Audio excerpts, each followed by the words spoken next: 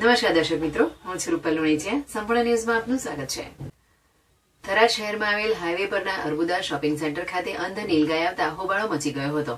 અંધ નીલગાયને કંઈ ન દેખાતા શોપિંગની દુકાનોને અડફેટે લીધી હતી.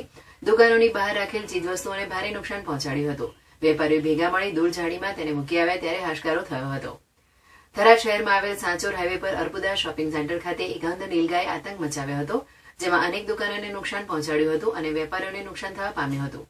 અર્બુદા શોપિંગ સેન્ટર ખાતે આવેલી કટલરી, પાર્લર સહિતની કરિયાણાની દુકાનમાં નીલગાયે આતંક મચાવતા વેપારીઓમાં ફફડાટ ફેલાયો હતો, જેમાં દુકાનની બહાર રાખેલ ચીજવસ્તુઓ અને દુકાનોના શટરને ભારે નુકસાન પહોંચાડ્યું હતું. વેપારી ભુરાભાઈ ચૌધરીએ જણાવ્યું હતું કે આજરોજ અમારા અર્બુદા શોપિંગ સેન્ટરમાં અંદર અને બહારની દુકાનોમાં એક અંધ નીલગાય આવતા પડાપડી થવા પામી હતી. જોકે નીલગાય અંધ હોવાથી કંઈ દેખી શકતી ન હતી, જેને લઈને દુકાનોમાં ઘૂસી જતા વેપારીઓના માલ સામાનને નુકસાન થયું હતું. અંતે શોપિંગના બધા વેપારીઓ ભેગા મળી દૂર ઝાડીમાં મૂકી આવ્યા હતા. ઉલ્લેખનીય છે કે થરાદ શહેરમાં રખડતા ઢોરનો આતંક અવારનવાર જોવા મળી રહ્યો છે. નગરપાલિકા દ્વારા રખડતા ઢોરોને પાંજરે પુરાય તેવી નગરજનોમાં માંગ ઉઠવા પામી છે.